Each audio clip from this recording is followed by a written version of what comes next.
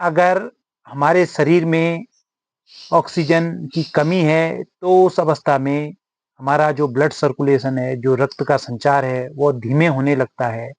साथ ही हमें high BP की समस्या उत्पन्न हो जाती है, उच्च रक्तचाप की समस्या हो जाती है। साथ ही हमें हार्ट से जुड़ी हुई, हृदय से जुड़ी हुई समस्याएँ उत्पन्न होने लगती हैं। साथ ही हमारा जो डाइजेशन सिस्टम है, जो हमारा पाचन तंत्र है, वह भी कमज़ोर होने लगता है। साथ ही हमारी नसें कमज़ोर होने लगती हैं। मस्तिष्क में प्रॉपर रक्त का संचार नहीं पहुँच पाता है, तो इस वजह से हमारी मेमोरी पावर भी कमज़ोर होने लगती है, याददाश्त हमारी धीरे-धीरे खत्म होने लगती है। तो आज का जो हमारा मुख्य टॉपिक है, वो टॉपिक इसी से संबंधित है कि किस प्रकार से हम अपने शरीर में ऑक्सीजन का प्रवाह लगातार बनाए रखें, अपने लंग्स की कार्यक्षमता को, फेफड़ों की कार्यक्षमता को किस प्रकार बढ़ाएँ। तो यह कुछ सूक्ष्म क्रियाएँ और कुछ आसनों के साथ आज का वीडियो है। तो यह वीडियो हमारे लंग्स को इफ़ेक्ट करने वाला है, प्रभावित करने वाला है। तो आज का वीडियो आप अवश्य देखें, पूरा देखें। इस वीडियो में आपको बहुत सारी क्रियाएँ बताई जाएँगी जो आपको लंग्स की कार्यक्षमता को बढ़ाएँ, आपकी इंटरकोस्टल मसल्स को ओपनिंग करें। इंटरकोस्टल मसल्स वह मसल्स होती हैं, वो मांसपेशियाँ होती हैं, जो पसलियों को दबाकर हमारी श्वास लेने और छोड़ने की प्रक्रिया को नियंत्रित करती हैं। तो इंटरकोस्टल मसल्स की ओपनिंग होना बहुत ज़रूरी है। तो इसके लिए हम क्या-क्या योगाभ्यास करें कि हमारी लंग्स की कार्यक्षमता बढ़े। इसके लिए आपको सर्वप्रथम किसी भी सुखासन में बैठकर इस प्रकार से आप बैठिएगा और दोनों हाथों को इस प्रकार से लाएँ, अपने चेहरे के आगे दोनों हाथों को इस प्रकार से मिला दें और श्वास लेते हुए दोनों हाथों को इस प्रकार से ओपन करिएगा और श्वास छोड़ते हुए अंदर की ओर लेके आइएगा। तो यह क्रिया कम से कम आपको 25 से 30 बार करनी है और कम से कम 2 बार, 1 बार सुबह और 1 बार शाम को इस क्रिया का अभ्यास करें।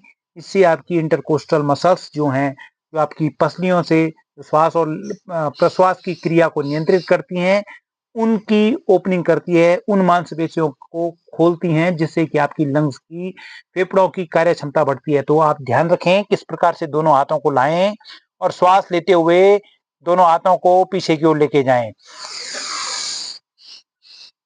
और श्वास छोड़ते हुए फिर आगे की ओर लाएँ और फिर श्वास लेते हुए पीछे की ओर जाएँ। और फिर श्वास छोड़ते हुए आगे की ओर आएँ। फिर करिएगा। बहुत साधारण क्रियाएँ हैं, आप इन क्रियाओं का अभ्यास अपने घर में आसानी से कर सकते हैं, अपने बेड में आसानी से कर सकते हैं, नीचे बैठकर आसानी से कर सकते हैं।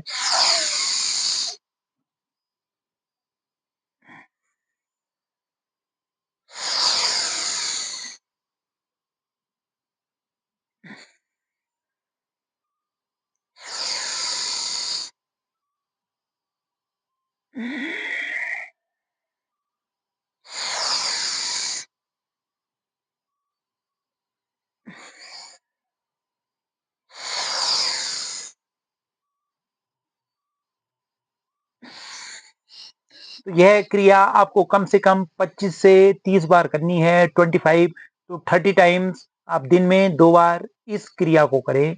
एक अन्य क्रिया और है जो आपकी इंटरकोस्टल मसल्स को ओपनिंग करने के लिए बहुत बेहतर है। तो दोनों हाथों को इस प्रकार ले आएँ, एक हाथ ऊपर रखें, एक हाथ नीचे रखें और फिर वैसे ही श्वास लेते हुए दोनों हाथों को पीछे की ओर लेके जाइएगा और श्वास छोड़ते हुए आगे की ओर लेके आएँ। इससे भी आपकी छाती खुलेगी, ओपन होगी, आपकी जो लंग्स की जो कार्य क्षमता है वो इस क्रिया से भी बढ़ेगी। तो दोनों हाथों को इस प्रकार एक हाथ ऊपर एक हाथ नीचे लेके आए।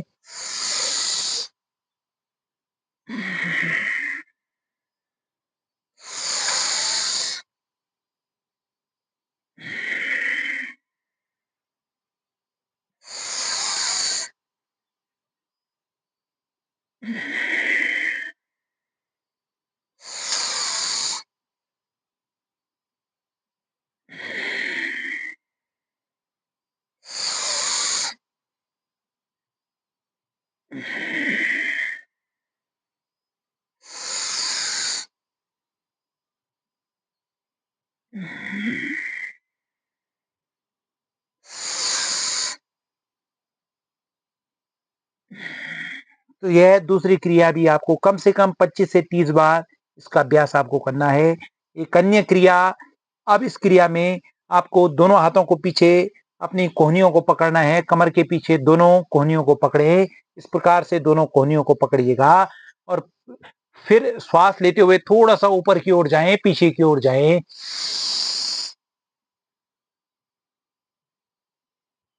और फिर एक्सहेल के साथ थोड़ा आगे की ओर आए। आपने अपनी छाती को आगे की ओर करना है, आपकी छाती आगे की ओर रहेगी और सिर आपका पीछे की ओर रहेगा, अर्थात आपको अपनी जो छाती है, जो आपका चेस्ट है, उसको आपको खोलना है, ओपन करना है, जिससे कि आपकी इंटरकोस्टल मसल्स ओपन हो, स्ट्रेच हो, खुले, जिससे कि आपकी लंग्स की कार्य क्षमता बढ़े। फिर इस प्रकार से दोनों हाथों को पीछे लॉक करें, कमर के पीछे इस प्रकार से आप लॉक करें, दोनों हाथों को इस प्रकार से लॉक करें और फिर श्वास लेते हुए पीछे की ओर आए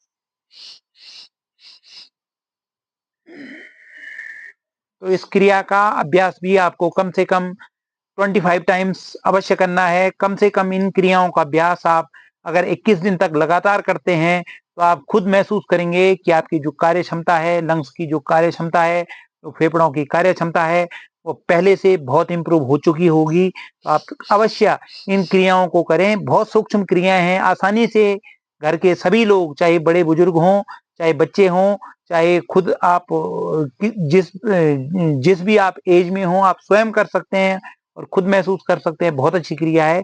एक अन्य क्रिया है, दोनों हाथों को इस प्रकार से पीछे लॉक पीछे रखें और हाथों का जो ऊपरी हिस्सा है वो ऊपर की ओर रहेगा, अर्थात आपको अपनी पाम्स ग्राउंड पे टच करनी है, हथेलियां ग्राउंड पे टच करनी है और इस प्रकार से श्वास लेते हुए पीछे की ओर जाएं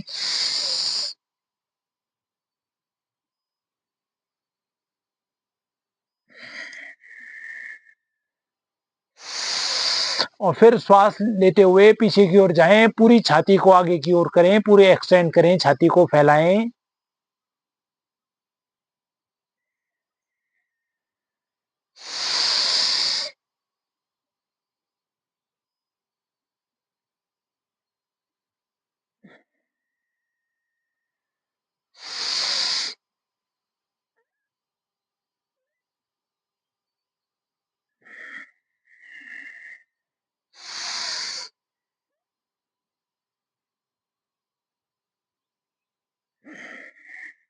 तो इन क्रियाओं के द्वारा आप अपनी जो लंग्स की कार्य क्षमता है, जो फेफड़ों की जो आपकी कार्य क्षमता है, उसको बढ़ा सकते हैं।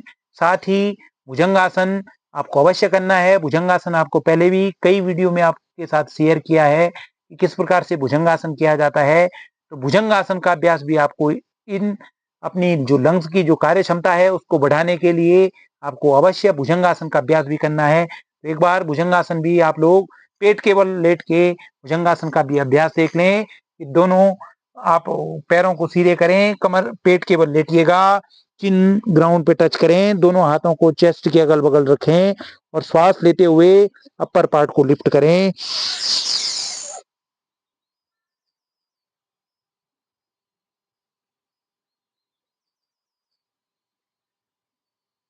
और फिर धीरे धीरे वापस आए। तो यह भुजंगासन का अभ्यास भी आपको अवश्य करना है। जब आप भुजंगासन करेंगे तो श्वास लेते हुए ऊपर उठें और जब आसन को होल्ड करेंगे तो उस अवस्था में आपको श्वास और प्रश्वास का क्रम सामान्य रखना है। तो भुजंगासन के द्वारा भी आपके जो लंग्स की जो कार्य क्षमता है वो प्रभावित होती है, वो पॉजिटिव रूप से प्रभावित होती है, सकारात्मक रूप से प्रभावित होती है। तो आप अपनी लंग्स की कार्य क्षमता को बढ़ाने के लिए इन आसनों का अभ्यास करें, इन क्रियाओं का अभ्यास करें।